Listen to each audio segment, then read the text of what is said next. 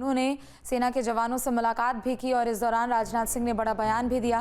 उन्होंने कहा कि एयरफोर्स ने अपना गजब कारनामा दिखाया। सेना ने ऑपरेशन सिंदूर में करिश्माई काम किया है। सेना ने देश का मस्तक ऊंचा किया है। महज 25 मिनट के भीतर ये कार्रवाई की गई थी। ऑपरेशन सिंदूर का नाम पीएम मोदी ने सुझाया था। तो ये बड़ी खबर आपको बता दें, एक तरफ वो तस्वीरें भी हैं जब रक्षा मंत्री राजनाथ सिंह भुज एयरबेस पहुंचे और वहां पर उनका स्वागत किया गया। राजनाथ सिंह ने इस दौरान भुज एयरबेस की धरती से पाकिस्तान को आड़े हाथों भी लिया और कड़ा संदेश भी दिया है कि ऑपरेशन सिंदूर महज सिर्फ एक श्रृंगार नहीं बल्कि वो लाल लकीर भी है जो कि भारतीय सेना ने आतंक के माथे पर खींची है। साथियों, अब यह स्पष्ट हो गया है कि पाकिस्तान में आतंकवाद और वहां की सरकार का चोली दामन का संबंध है। स्टेट और नॉन स्टेट एक्टर के बीच का नकाब अब पूरी तरह से उतर चुका है।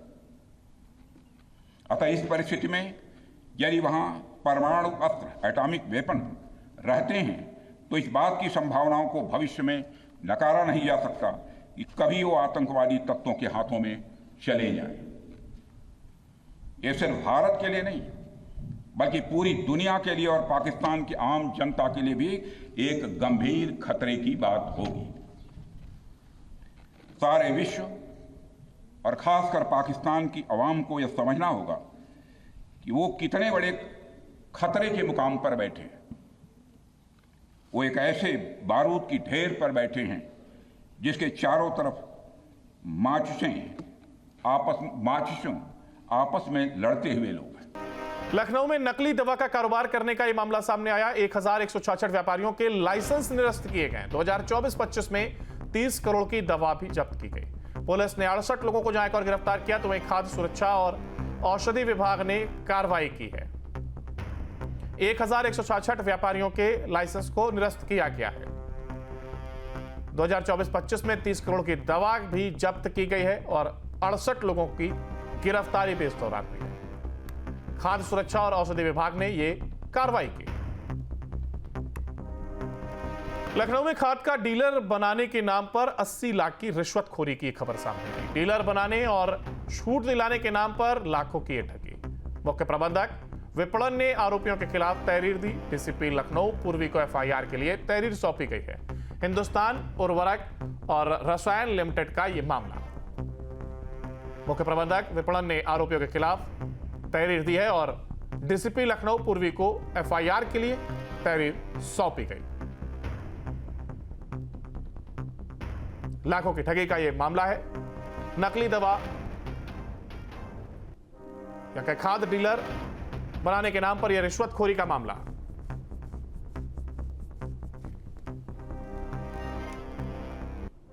गर्मी का सितम लगातार जारी है। पूर्वी यूपी में लू का कहर जारी है। ऑरेंज और येलो अलर्ट जारी कर दिया गया है। उत्तर पश्चिम भारत में फिलहाल शुष्क मौसम की संभावना है। दिल्ली एनसीआर में आज और कल हल्की बारिश हो सकती है। तेज हवाओं की भी उम्मीद है। तो वहीं दूसरी तरफ बिहार, यूपी, राजस्थान, एमपी के कई हिस्सों में गर्म लहर चलेगी। अगले 3 दिनों में तापमान में 2 से 4 डिग्री तक की वृद्धि का भी पूर्वानुमान है। तो देखिए, गर्मी सितम लगातार ढाती हुई नजर आ रही है और पारा भी बढ़ता जा रहा है। लेकिन पूर्वी यूपी में लू का अलर्ट जारी किया गया है। ऑरेंज और येलो अलर्ट जारी किया गया है और साथ ही उत्तर पश्चिम भारत में फिलहाल मौसम शुष्क रहने की संभावना जताई जा रही है। दिल्ली एनसीआर की बात कर ले तो आज और कल हल्की बारिश हो सकती है और तेज हवाओं की भी उम्मीद की जा रही है। इसके अलावा बिहार, यूपी, राजस्थान, एमपी के कई हिस्सों में गर्म लहर चलेगी। लू को लेकर अलर्ट जारी किया जा चुका है। अगले 3 दिनों में तापमान में 2 से 4 डिग्री की वृद्धि का भी अनुमान जताया जा रहा है। तो गर्मी अपना कहर बरपा रही है। लू चलने की संभावना है। पूर्वांचल के इलाकों में लू का कहर जारी है और ऑरेंज और येलो अलर्ट जारी किया जा चुका है। देवरिया हो, गोरखपुर हो, संत कबीर नगर हो, यहाँ पर लू चलने की संभावना जताई गई है। इसके अलावा बस्ती, कुशीनगर, महाराजगंज, सिद्धार्थनगर, साथ ही गोंडा, बलरामपुर, श्रावस्ती, बहराइच, पूर्वी तराई के जितने इलाके हैं, चंदौली, वाराणसी, भदोही, जौनपुर, गाजीपुर, आजमगढ़, मऊ, बलिया, यहाँ पर लू चलने की संभावना जता दी गई है। और साथ ही दिल्ली एनसीआर की बात करें तो आज हल्की बारिश हो सकती है, तेज हवा चल सकती है। मुरादाबाद से इमरान हमारे साथ जुड़ चुके हैं। इमरान, दिल्ली एनसीआर में मौसम अभी फिलहाल ऐसा ही है, लेकिन आज और कल की बात करें तो यहाँ बारिश हो सकती है, लोगों को राहत जरूर मिल सकती है।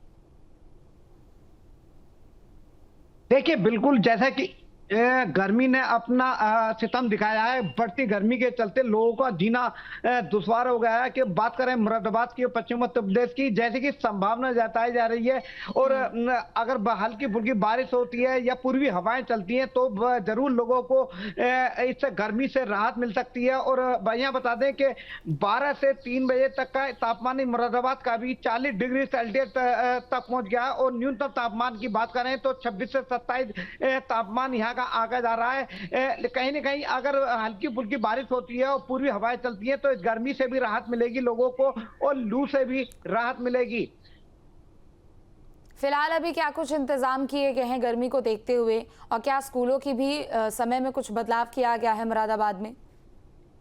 देखिए, स्कूलों की गर्मी को देख के अभी तक तो कोई बदलाव यहाँ पर नजर नहीं आया है। लेकिन सीधे तौर पर डॉक्टरों का, जानकारों का कहना है कि बच्चे और वृद्ध 12 से 3 बजे तक के घर से निकलना अवॉइड करें और साथ ही पूरे तन को ढकते हुए कपड़े पहने और अपनी सावधानी बरतें, जिससे लू के जो थपेड़े हैं उनसे बचा जा सके। बड़ी खबर नोएडा से, डिजिटल अरेस्ट कर करोड़ों की ठगी का मामला सामने आया। डिजिटल अरेस्ट कर 2 करोड़ 39 लाख ठगने का वाला अपराधी गिरफ्तार। पुलिस ने 2 आरोपियों को गिरफ्तार किया है। दोनों आरोपी मुरादाबाद से गिरफ्तार किए गए। मुकेश सक्सेना और अनीश अहमद को गिरफ्तार किया गया। अनीश अहमद के खाते में 10 करोड़ के ट्रांजैक्शन के सबूत भी मिले हैं। अनीश के बैंक खाते की एनसीआरपी पोर्टल पर अलग अलग राज्यों में 15 शिकायत भी दर्ज है। पुलिस ने जहां एक और 2 आरोपियों को गिरफ्तार किया तो वहीं दोनों आरोपी मुरादाबाद से गिरफ्तार हुए हैं। डिजिटल अरेस्ट कर ठगी करने वाले ये 2 आरोपी जो कि पुलिस की गिरफ्त में है, मुकेश सक्सेना और अनीश अहमद इनका नाम बताया जा रहा है, जो कि गिरफ्तार किए गए हैं। और इसी खबर पर हमारे साथ हमारे संवाददाता अमित चौधरी हमारे साथ लाइव जुड़ गए हैं। अमित, देखिए, डिजिटल अरेस्ट का ये मामला जो कि इन दिनों बढ़ता ही जा रहा है और ऐसे में अब ये खबर सामने आना है कि 2 आरोपी गिरफ्तार भी हुए हैं, पुलिस की गिरफ्त में आ गए हैं, तो कहीं ना कहीं एक राहत वाली खबर।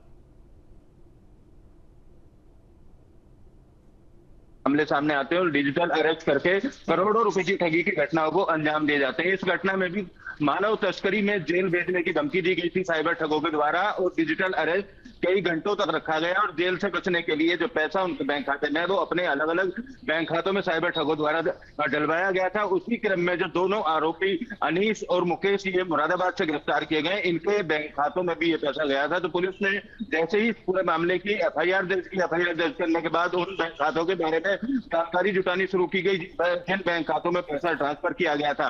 तो अनीश नाम का जो मुरादाबाद निवासी है, ये करंट अकाउंट साइबर ठगों को उपलब्ध कराता है, और जो मुकेश सक्सेना नाम का व्यक्ति है, ये अकाउंट से संबंधित काम किया करता था। तो पुलिस की इन्वेस्टिगेशन में ये बात साफ हुई कि 2 करोड़ 39 लाख रुपए की जो ठगी हुई थी, उसमें से 16 लाख रुपए इनके करंट अकाउंट में गए थे और वो 16 लाख रुपए इन दोनों के द्वारा आपस में बांट भी लिए गए थे। और इसी तरीके से जो अनीश अहमद के बारे में पुलिस को इन्वेस्टिगेशन के दौरान पता चला है, उसमें उत्तर प्रदेश, पंजाब और कई अलग अलग राज्यों में 15 शिकायतें उसके बैंक खाते पर दर्ज हैं। उसके बैंक खाते में तकरीबन 10 करोड़ रुपए की ट्रांजैक्शन अभी तक होना पाया गया है, और कितने बैंक खाते इनके द्वारा यूज किए जा रहे हैं और किन साइबर ठगों को ये लोग बैंक खाते उपलब्ध कराया करते थे, उस बारे में भी पुलिस पूछताछ कर रही है। शुरुआती पूछताछ में ये बात भी सामने आई है कि कुछ लोग विदेश में बैठकर डिजिटल अरेस्ट के कारोबार को चला रहे हैं, और भारत में रहने वाले ऐसे लोग जो आर्थिक तौर पर कमजोर होते हैं, उन लोगों के बैंक खातों को प्रयोग करके ठगी का पूरा पैसा उन बैंक खातों में डलवा लेते हैं। थोड़ा बहुत कमीशन देने के बाद पूरे पैसे को